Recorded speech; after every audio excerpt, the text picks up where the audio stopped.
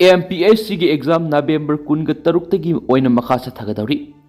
वाहंग से ओना तैनना येंसिलुबदगी वाथोक ओइरक्तुना यैथोखिबा Manipur public service commission MPSC न लौबा Manipur civil services combined competitive main examination 2022 की यैथोखिबा पेपर 4 जनरल स्टडी 3 अमसुम पेपर 5 जनरल स्टडी 4 की एग्जामिनेशन नवेंबर 13 पांथोकनबा नौना मतम लेखरि Manipur public service commission ngarang thokiba notification hai examination asida saruk yagadaba candidate singdagi tongan tonganba representation sing commission asida pirakpagi matungina examination asida saruk yagadaba candidate singi manungda November 13 tagi 19 fawba UPSC gi makhada pangthokadoriba Indian Forest Service Main Examination 2025 asidasu saruk yagadaba yawbana examination asi hana November 19 gi muhutta atopa matam ama lepinaba haijarakpa lekhiyari Kanglaipak की मैरागी editorial म्याम थमजरी मणिपुर थुगाइनब होटनरिबा टेरोरिस्टकी मकोल सादुन लैरी हाइना खंगलबसु तुमिना लेथोकप सुमलोय मणिपुर थोकलिब सही अनि मकाई फजलगलब लाल असिना मरम ओइदुना मणिपुर की मेजोरिटी कम्युनिटी अमा ओइदिबा मैतै सिंग मसागी मरम दमदा मनिंग तमन सतपा हाइबदु ngamdri लाल असिना मरम ओइदुना मैतै सिंगना कुकीना तापा मफम सिंगदा सतपा दुगा कुकी सिंगना मैतैना तापा मफम सिंगना सतपा हाइबदु सुंgamdri ओइदिबा फिबम असि कनाना सोवन खिबनो हाइबदु खंगलबसु भारत सरकारना तुमिना लैसिलिबा सु यामना सुमदबनी अदुबो हौजिक कांगलुप अनिगी मियोइसिंगना संथोक संसिन तौबा यादना लैरिबसिदा मणिपुर की अपुनब सक्तम थुगाइदुना सेपरेट एडमिनिस्ट्रेशन अमा लिंगनब होटनरिबा कोकी टेरोरिस्टना मणिपुर की सिंगी मफम क्या मखोगी खुदपु क्या लिंखतुना लैरे हाइना मखोय मसाना फोंगना तकथोकसरगलबसु भारत लैंगाकना तुमिना लैथोकपुगुम तौरिबसि यामना लाली मसिगी असेंग खुदम हाइबदी मणिपुर की कोकी सिंगना खुंदाब सिंगी मफम सिंगदा मणिपुर थुगाइनब होटनरिबा मपानदगी संगसिलकप कोकी टेरोरिस्टना आपप मखल की खुसु खुलाई क्या पाइदुना मसिंग यामलब खुलाई पाइब टेरोरिस्टना पुंदुना लैबा अमदी ड्रिल तौबा सिंग कक्तुना लंबी सेमबगी वीडियो फुटेज का सोशल मीडिया थगलक्तुना मियामदा खंगन उहलक्लिबसिनी मसिगी मथक नहा ओरिब कुकी नुपा मसा नुपी मसा कयाबो अफब मखल की नोंमै बॉम टॉपना सिंगो पहन्दुना मखल मखा क्यागी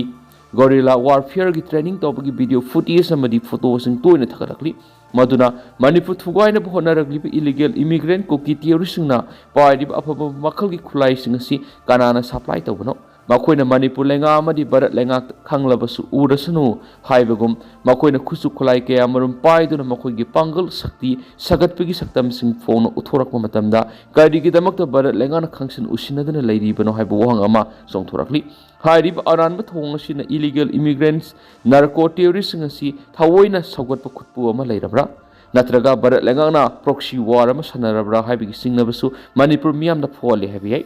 मणिपुर थोकलिब इरांग असिग मरी लैनना हौजिक सिक्योरिटी फोर्स न मणिपुर की सिंग अमसुम तम अनिमक्ता कोमिंग ऑपरेशन चथदुना खुसु खुलाई क्या फुकली मसिदनतना आइन थिंग्रब लहुलुप क्या अदुमक फगतपगी थबक चथरी अदुबु सेरासिदा मणिपुर की कुकीना ताबसिंगी मफम सिंगदा इलीगल इमिग्रेंट्स नार्को टेरोरिस्ट न खुलाई पाइदुना कोइसा चतना मखोगी पंगल शक्ति सकले कुकीना क्या खोमजिंदुना लाल की ट्रेनिंग पीदुना नोमै कापमदि बॉम टॉप सिजनबा लोइना तंबीरे हाइदुना इसेंसिन उथोकलब फावबदा मखोगी मथकदा कोमिंग ऑपरेशन सिंगबा चथदुना हौजिक फाव फगतुना आइन गोइब थबक चथद्रिब करिनो हाइबा असि असवो हंगम ओइरक्ली हे तंपाक की मफमदना कोमिंग ऑपरेशन चथदुना खुलाई कया लेप्तना फगतपा सिगुमना सिंगी लमदा नार्को टेरोरिस्ट क्या खुलिंगदुना लैरि हाइदुना मखोय मसाना सोशल मीडिया अमदि फेसबुक न सिंगबदा खुलाई पाइदुना मखोयना हौजिक ओइरिबा फिबम मदु इसेंग सिंगना ताकलबा फावबदा करिगिदमक फगतना लैरिबनो हाइबसिनी मसिना ताकपदि मणिपुर थुगाइनब होटनरिबा नार्को टेरोरिस्ट फोंगना योखतले हाइबा ताकप नत्रा मसिगी मथक मणिपुर की सिंगी डिस्ट्रिक्ट क्या नार्को टेरोरिस्ट सिंगमाय कौथोक्तुना पोपी पांबी थाबगी थबक चथरंबदगी हंदक सिक्योरिटी फोर्स न यांथतुना मंगन तखनखिबसु लैरि कोकी टेरोरिस्ट खुलिंगदुना लैब मफम सिंगसु इराय लाइना अदु हंगबा हाइबदु ओइरि मदुना मणिपुर थुगाइनब होटनरकप हाइबसि भारत थुगाइनब होटनरकपनि हाइना भारत लेंगाना लौफम थोक्तब्रा मदुना असिगुमा भारत थुगाइनब होटनरिबा टेरोरिस्ट असि इफोंग फोंगना लैरि हाइब खंगलबसु मखोगी मथक करिगुमा आइन गोयबा करिगुमा थबा मत लोखतना फ्री थादोक्तुना थमलिबसिना ताकपदि मणिपुर थोकलिब इरांग असि लुसिनखिरोय मणिपुर मसे ताना थुगाइनब होटनरिबा टेरोरिस्ट असि कनागुमा शक्ति लैब कांगबु खरना योखतुना थम्मी हैबदु ताकपनि मरम अदुना मणिपुर थुगाइनब होटनरिबा थियोरीसिंग मणिपुर गी लैमाइदिगी मरु फोन मुथनबा लौफम तोप थौदांग अदु मणिपुर लेंगा अमसु भारत लेंगाना लौदुना मणिपुर शांति पुरकनब होटनब सुंगने हैबा कांगलैपाकी मैरागी एडिटोरियल मैम थमजरी बिहार अनीसुब पीएस की मिखल सादा हुंफुगनिपान.94 यौन बोट थादखरि नवादा पॉलिटिकल पार्टी सिंगी वर्कर सिंग फुनखरि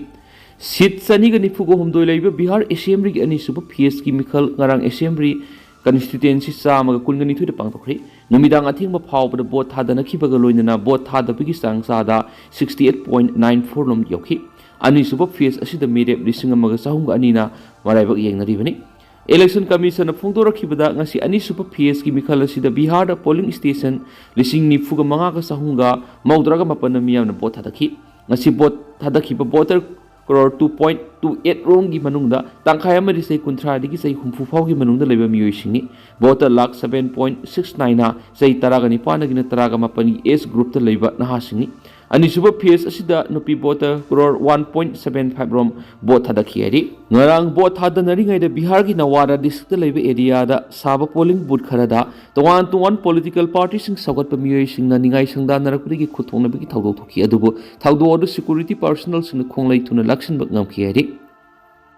इस्लामाबाद कोर्ट कॉम्प्लेक्स ता मसा सीजदुना बोम पोखायनबदा मियोइ तरागनितु सीरे कुइंगतरे सोखरि इंडिया ने सौगत मिलिटेंट्स ने सुसाइड अटैक सतखिबनी हैबा पाकिस्तान प्राइम मिनिस्टर शरीफ ने फोंदोखरि अमरोमदना पाकिस्तान लानमी सिंह मिकुप नहुम सिंह ने लैनब खनखरे हरि इंडिया की कोनुंग न्यू दिल्ली की रेड फोर्ट मेट्रो स्टेशन ममांग कार ब्लास्ट तौदुना मियोइ तरामतु शेनखिबा मसु मियोइ क्याना सोखरबा मतुंगदा पाकिस्तान लेंगाना notice to airman NOTAM issue तौखिबग लोइना लेबा दुगी एयर